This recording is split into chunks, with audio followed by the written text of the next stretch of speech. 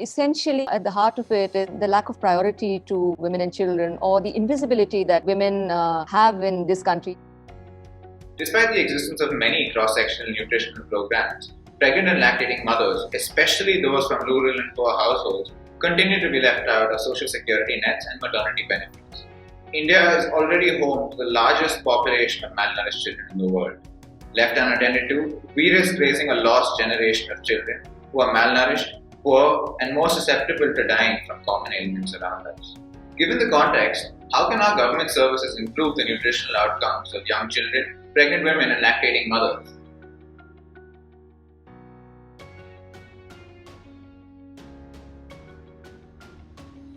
While the exact extent of food insecurity facing families post-COVID-19 is yet to be assessed, what we do know for sure is that children and their mothers suffer the most from poverty, malnutrition, and their associated effects. Let's begin with the children first. Why do you call attention especially to the children that have been born in the past 2 years or post-March 2020 as far as their nutritional care and requirements go? The early childhood period and pregnant and lactating women, that's a very critical period in the life cycle. And the impact of this malnutrition is likely to be very long lasting, if not partially irreversible. So really the focus on children under 6, and within that also children under 2 is very critical. It's also very critical from the point of view of overall development and cognition, because as we know, brain growth, kind of 80% of our brain grows within the first 2 years. And in this 1.5 years, the children who were born early last year, they have not been getting the adequate inputs that they should be getting because household food security has declined. Right. What about the mothers of these children? How has the government been ensuring that the nutritional requirements of pregnant and lactating mothers are being met through the pandemic? The largest majority of working women in our country are in the informal sector, and maternity, the formal, advantage of maternity entitlements really doesn't apply to them. So, you have situations where a domestic worker might get back to work just 15 days after giving birth to a baby. We assume that young children and babies, especially very young children under the age of 2 or 3 years, will just automatically be taken care of by their mothers. But who are the mothers? These mothers are working 17, 18 hours a day as farmers, as wage workers, as construction workers, and themselves in very poor health and nutrition. So what happens to nutrition? What happens to exclusive breastfeeding? So one of the main things we've been arguing for is universal maternity entitlements or wage compensation to allow women to stay home to be able to look after their babies and to breastfeed them in at least the first 6 months after giving birth. Within the ICDS, pregnant and lactating women are supposed to get supplementary nutrition. Under COVID, it is claimed that they are getting it once in 15 days, that they get a packet that they can take home. Because one of the risks is that it's eaten by the whole family. So everybody is hungry and other children are there, and food security is a problem for all. So it's very unreasonable to expect that it's just going to go to the child and other people will not share in that. So there's also something called the Pradhan Mantri Matru Vandana Yojana, which is also mandated by the National Food Security Act, under which every pregnant woman is given 5,000 rupees for her first live birth. So in relation to this as well, our demand has been that given the COVID situation and given that the regular health services have also been disrupted, that this 5,000 rupees that they're given should be at least front-loaded and the amount enhanced. Raising the level of nutrition of a population is a directive principle of state policy.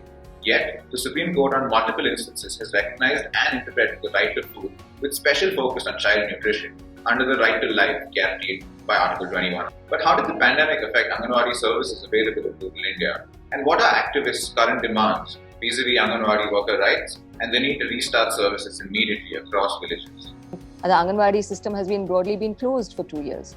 Now, government did try to alleviate this situation by saying we would provide for dry rations. But the distribution of that has been uneven and problematic. In any case, the Anganwadi system reached only at best about 50 to 60% of the population it was supposed to reach. In 2000, till up to 2006, only about 1/3 of the villages had an Anganwadi center. Now most of the villages have an Anganwadi center. But the quality and the inclusion has still not happened very much. Even the Anganwadi worker is seen as somebody who's doing this charity for the children of her community. That's not how she needs to be envisaged. And Anganwadi workers have been brought in to do all kinds of other work, the COVID-19 related work, also very important. But then, what happens to these babies and children? So growth monitoring has not happened. Nutrition has not been monitored. Therefore, malnourished children have not been identified. They've not been sent to nutrition rehabilitation centers. It is a skilled task. Taking care of very young children is not something that is natural to women just because they are women. For years, we've been raising issues of her quality of work and supporting Anganwadi workers' unions and their demands. The Anganwadi system was given birth to in 1975. So it's a very, very old program. But still, workers are not considered workers. They're not being paid wages. Still, we don't have, infrastructure. We don't have decent buildings in which our children can flourish and play and grow. So we talked about rights. It's not just rights of the citizens accessing these services. It's also the rights of people who are providing these services. Right? They count as regular workers in the NSS terminology because they get a monthly salary, but no security. And they went all the way up to the Supreme Court, where the government argued that they are not employees, that they are volunteers. And the government won the case. So there's a lot that needs to be done. We think that services now need to restart with a fair degree of care. Now, what does that care mean? So care means making sure that Anganwadi workers are immunized with priority, staggering the opening of Anganwadi centers. On that note of restarting, let's discuss the reopening of public schools where millions of children receive midday meals every day. What's your stance of the NEP's suggestion to extend the midday meal scheme to include a breakfast for elementary school children? And what should such a breakfast even entail? The midday meal actually makes a difference to the intergenerational propagation of malnutrition, because these young children will grow up to be adolescents and then mothers, and then, they will not give rise to low birth babies, which we still have about 20% of in parts of the country. It's a universal scheme, but children are being given cash, very low amounts of cash. It's being done in a very tardy way. It'll also enhance school enrollment, especially for girl children. There is high school dropout. We know that the digital divide is extremely high. Child marriages have increased. There have been different studies which are showing that. More children are back into child labor. And of course, there is the whole nutrition issue that they're not getting even that one midday meal, which was a good quality meal that they were getting. I think that children do come to school hungry, and then they have to wait all the way to lunch to get a decent meal.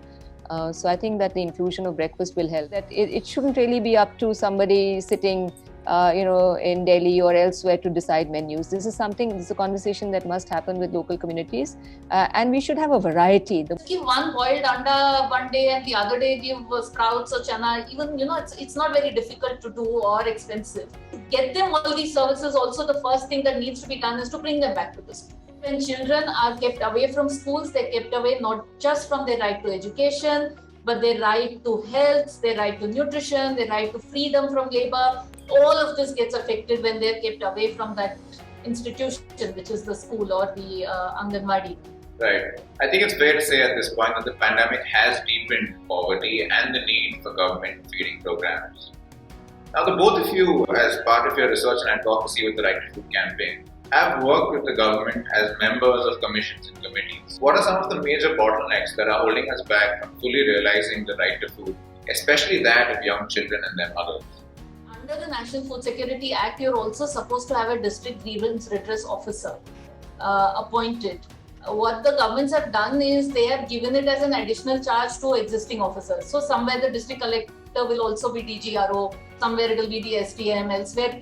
There are also states like Gujarat, the food supply officer is the grievance redress officer, which really doesn't make sense because my complaint is against the food supply officer, right? He's the one who's not doing his job. So there is a conflict of interest there. Essentially at the heart of it is something that I referred to earlier, which is the lack of priority to women and children, or the invisibility that women have in this country and across the globe, really, in terms of the discrimination against women, their various roles of being mothers, workers, essentially, especially poor women. I mean, we believe that all poor women are workers. And there is a very poor recognition of women's various roles. We need much more social support. The recognition that childcare is a societal job that women carry upon their shoulders, and they do it with joy and pleasure. It's their own children, but it's something that society needs to invest in, and investment is not just in words. It's going to need money. Women and Child Development Ministry is one of the ministries that has the lowest kind of priority in government. It's not given the same importance as maybe the Home Ministry or Defense, surely, and it's certainly not given the same kind of financial allocations. So there is a great bottleneck, and this bottleneck then creates apathy down the line. So all the officers who are engaged, feel this is not greatly important to the country. Policymakers have never given it that that kind of weightage. Because across the world, the principle that has been followed is that schools are the last to close and the first to open. Ours, they were the first to close and the last to open. Of course, there are COVID concerns, but you have to actively think about it all the time, especially in our kind of situation. And I would recommend that everybody who's working on the ground, and they understand this, they realize it, they recognize it, should start to pressurize now governments to think about opening with care. We are careful with our children's health, but I think that the damage to their health and nutrition is probably far more severe than the damage that we expect from COVID-19.